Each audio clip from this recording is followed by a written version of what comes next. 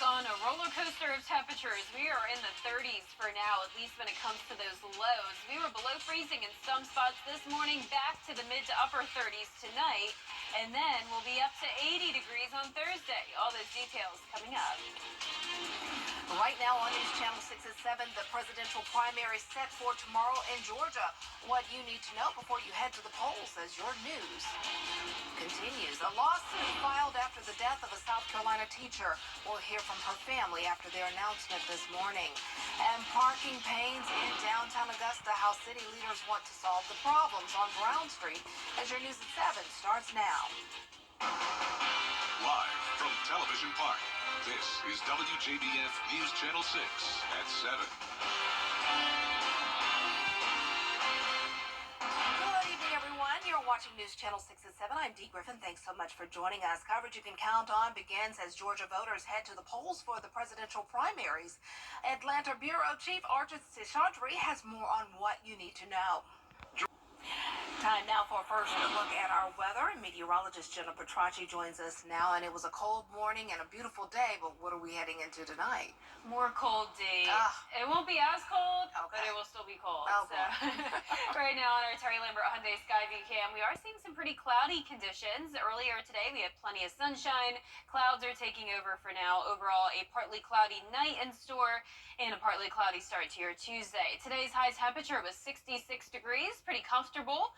But as Dee mentioned, it was cold this morning. We got right down to the freezing mark in Augusta with a low of 32. And right now we're sitting at 62. Temperatures anywhere from around 62 to 65 degrees, 63 in Bardwell, 64 in Thompson. Wrightsville, you're also at 62, 61 in Washington, and 63 in Waynesboro. Dew points are in the 20s. We have a dry air mass in place along with some breezy conditions, 7 miles per hour in Aiken, 6 in Augusta. So nothing like the winds we had last night. It was really gusty. But with the winds and low humidity, we do have the threat of fires spreading very rapidly. So just keep in mind you'll want to limit outdoor burning. This special weather statement lasts until 8 o'clock for our western counties. Satellite radar showing the clouds passing by. These will stick around, but we're not going to see any rain with it. It's going to stay dry tonight with high pressure overhead. Some showers out to the west of us already starting to diminish as they move into Mississippi. Remember, the sun is setting later and later. Sun will set at 7:34 tonight. And then, of course, in exchange, it stays darker later tomorrow. Sun will rise at 7:42. And here's how your morning looks. 38 at 5 a.m., 36 at the 7 o'clock hour. Winds calm at that point. Still partly cloudy skies. Coming up, I'll have a look at our warming trend that's starting very quickly. Tomorrow afternoon, it'll be noticeably warmer. All those details coming up. And back to you, Dee. All right, thanks so much. A child is in the hospital after a scary incident today in Columbia County. A sheriff's office spokesperson says the 4-year-old somehow fell out of a vehicle at exit 190 on I-20 this afternoon and was run over. No charges were filed. The family of a teacher that was killed when she was hit by a falling utility pole is filing a lawsuit over her death, and that happened in August of last year. Graham Lee has the story. These parents, their pain matters. What Ms. Robinson went through, that pain matters. A family continues to fight for justice 7 months after 31-year-old Janelle Robinson was killed by a rotting utility pole. Now they're calling on the companies whose names were on the very poles that killed her. The pole that hit Janelle Robinson that was rotted at ground level, just like all the others, it had an abandoned Comporium line on it. The argument is that Comporium and Dominion Energy did not do enough to repair the damaged poles. They have been in service for 60 years, and according to Dominion Energy's policy, it is time for them to be replaced. Bamberg says a complaint about the poles came to Dominion just 5 weeks before Robinson was killed. Had a complaint about Lee Street and Pickens Street. These very lines and poles. Bamberg also claims he saw more damaged poles right next to Wagner Sally High School just 3 weeks ago. The video only adding to the family's frustration. The fact that we had to hear and learn that after all of this still, the very high school that she taught at was in danger because of irresponsibility. The town itself is still in danger because of the lack of responsibility. The attorney says both companies have extended their condolences, but the family will need a lot more than an apology. In Bamberg, Graham Lee, WJBF, News Channel 6. South Carolina Governor Henry McMaster has signed a law allowing permitless carry of a firearm. The law makes South Carolina the 29th state to allow open carry with no permit. It is currently in effect, meaning anyone over 18 years old can carry a handgun, except in certain places like schools or hospitals. Some law enforcement agencies have expressed concern over the ruling. It could be a challenge for some folks. My hope is that folks will continue to use the concealed weapon permit program. I'm a fan of training and some background checks and things like that. Those were our concerns. But obviously, as it's passed, we will do our best. The law also provides free monthly firearm training to anyone in South Carolina. Well, neighbors near AU downtown are having problems with parking. This has the city looking at issuing permits to residents to keep the students from crowding their streets. George Escala has the story. On Brown Street, just east of the AU campus, it's an issue 5 days a week. It's the students. I guess they don't have a place to park, and then from Monday to Friday, it's if you live here on the street, you don't have a parking spot. If you leave, you come back, you don't have a parking spot. It's pretty bad. Neighbors have put out their own no parking signs and cones to keep people from parking in front of their homes. You know, it's kind of unfair for us if we come in, from work or have groceries or something like that. We have no place to park. While Brown Street is crowded with cars, other streets near AU are clear. That's because the city has a permit parking program for some of the streets near campus, but not Brown. But now residents have petitioned to be included. When we first implemented the program several years ago, we tried to include all of the streets in this neighborhood, but there were several that opted out, and so now Brown Street, they do want in. Residents on Brown would get permits to place on their car windows to avoid getting a ticket. But if commissioners approve adding the street, students would be out of another free parking option. And then the question will be, where do you park? Because the Laney Walker High School lot fills up to begin with. So they've got a problem on their hands, and a parking garage needs to be built pretty soon. A new deck at AU is under construction, but it's not ready yet, as residents on nearby Brown Street are putting out the unwelcome mat for student vehicles. In Augusta, George Escala, WJBF, News Channel 6. Up next, TikTok is on the clock. Congress seems ready to pass a bill that would delete the app from your phone. We'll have details when we return. Hi there, I'm Carol Blackmore. It's bow time. What's that? The Bojangler from Bojangles. It's the same bold flavor as the chicken? The same. And fries? The same. Ooh, not the same. The Bojangler's back. Order in the app to hook one while you can. It's bow time. Okay. Next, ET. Lawmakers appear ready to pass a bill that this week threatens to delete TikTok from your smartphone. The legislation, supported by Democrats, Republicans, and the White House, would order the Chinese-based company to sell the app if they want to keep users in the U.S. Here's Jesse Tenor with more. It knows you better than you know yourself. TikTok is a large part of many Americans' lives, including members of Congress who depend on it to connect with key voters. But lawmakers are still threatening to ban the popular social media app. The problem is the algorithm that powers it is controlled by a company in China that must do whatever the Chinese Communist Party tells them to do. During a Senate hearing Monday, top intelligence officials warned ByteDance's ownership of TikTok threatens national security. FBI Director Christopher Wray said that includes influencing elections and promoting conspiracy theories. The different kinds of influence operations you're describing are extraordinarily difficult to detect. Democrats and Republicans have been working together on a bill that would ban TikTok in the U.S. unless it completely removes itself from ByteDance. A House committee unanimously passed the legislation Thursday. That is impressive in nature in any instance. In another rare move, Republicans plan to move it forward Wednesday for a vote in the full House, despite former President Donald Trump opposing the bill. If they pass it, I'll sign it. President Joe Biden supports the legislation. The White House even helped craft it. But the president's re-election campaign also recently got on TikTok. If passed and signed into law, the bill would give ByteDance roughly 6 months to sell TikTok.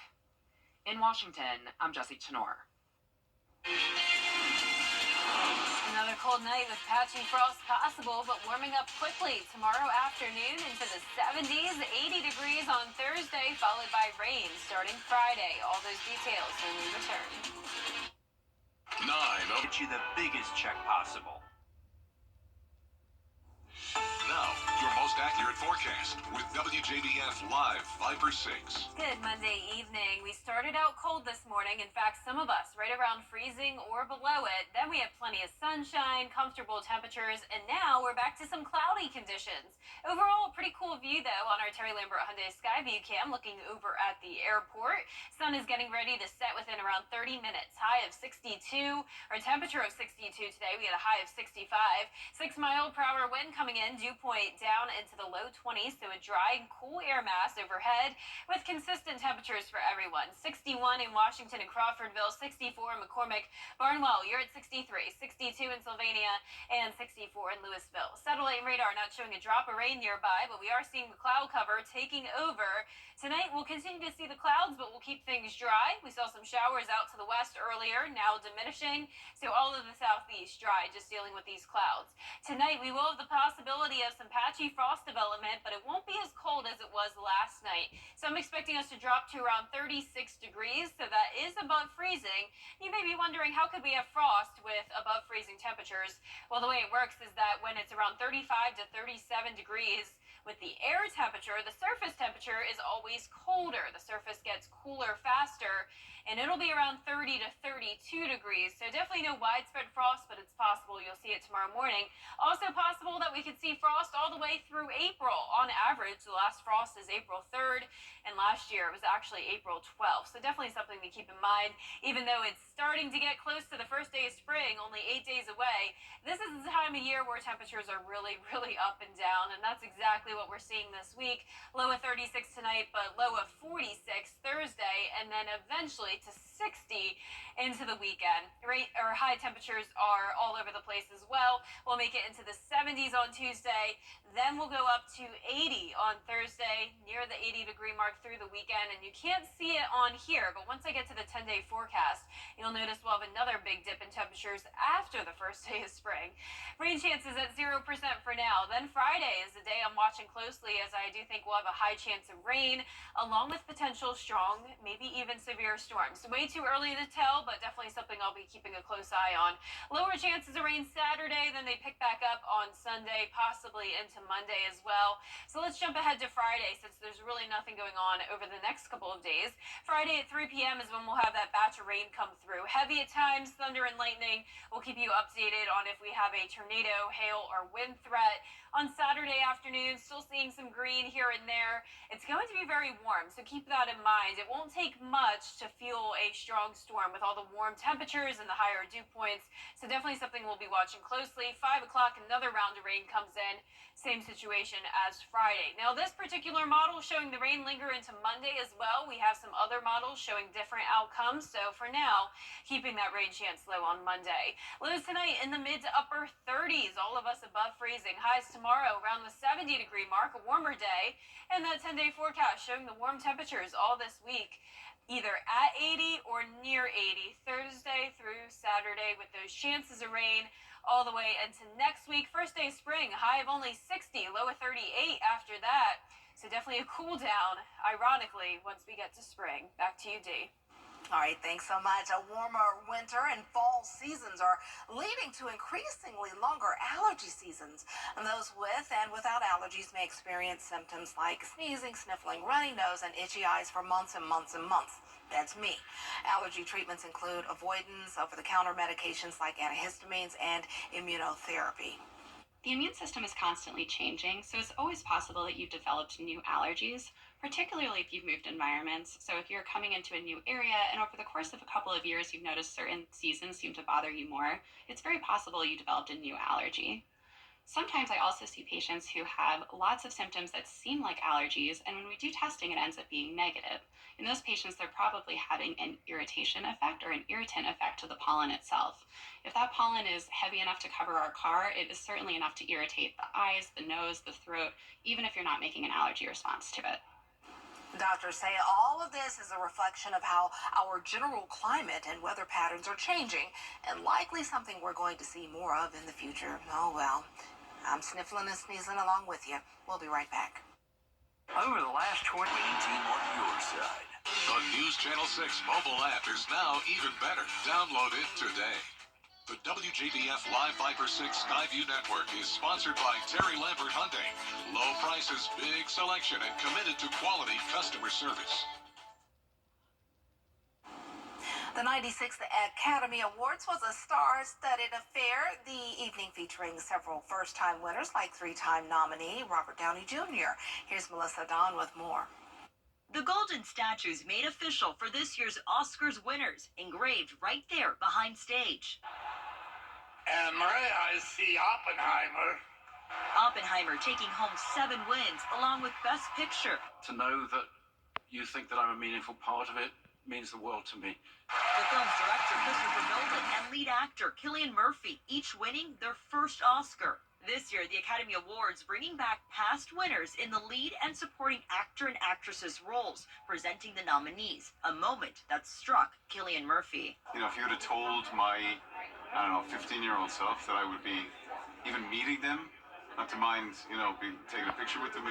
Best Actress going to Emma Stone for Poor Things, and Divine Joy Randolph taking home Best Supporting Actress for The Holdovers, reflecting on her accomplishment backstage. I just want people to know that, you are enough, and as long as you have the passion within you and the work ethic and humility to go after it, it's yours. Gucci today celebrating the gown worn by Lily Gladstone, the first Native American woman to be nominated of Best Actress. Posting on social media, they collaborated with Indigenous designer Joe Big Mountain of Iron Horse Woolwork to create the look. And have you had this song stuck in your head all day? The song from the Barbie movie didn't win an Oscar, but after Ryan Gosling wowed the crowd. That performance brought me to life. We were in the dressing room next to him, and we were hearing him do his Warm vocal up warm-ups. forever. No. That man is He's worked so he's hard. a student. You may have noticed the red pins Oscar winners Billie Eilish and brother Phineas were wearing. Other celebrities did the same, showing their support for a ceasefire in Gaza amid the war. This weekend, the SEC Women's Basketball Tournament grabbed headlines, but not just for the action during the game. Tempers flared during Sunday's championship game between the South Carolina Gamecocks and the LSU Tigers. It started when LSU's Flauze Johnson shoved USC's Ashlyn Watkins. Then Gamecocks' Camilla Cardos shoved Johnson. Multiple players from both teams were ejected from the game. They did not handle it well. Our players didn't. Their players didn't. And it escalated. And, I want to thank the officials and everybody that jumped in and just kind of calmed the situation down. The brother of Flauze Johnson was arrested and charged with assault after charging the court and making contact with an SEC official. We'll be right back. Join attorney M. Austin Jackson, the Augusta Guide, for legal insights every Monday and Tuesday afternoon. Don't miss the Legal Minute, brought to you by M. Austin Jackson, attorney at law. Are you frustrated because in lots of places customer service has just disappeared? Not at Tile Center. Not where you need it the most. Here you will find all of us eager to help you find just the right tile or stone, so you can relax knowing your project is in expert hands. Come see why for yourself at any of our locations at Tile Center or online at tilecenter.com. Your tile and stone experts. 6.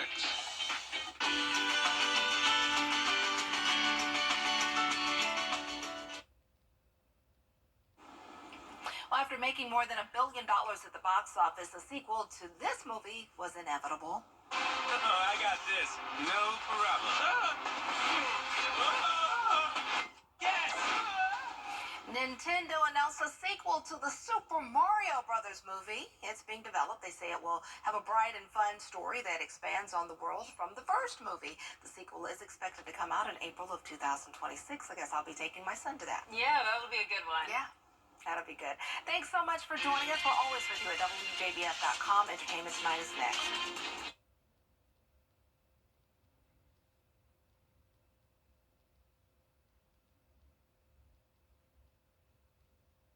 Facebook or Instagram?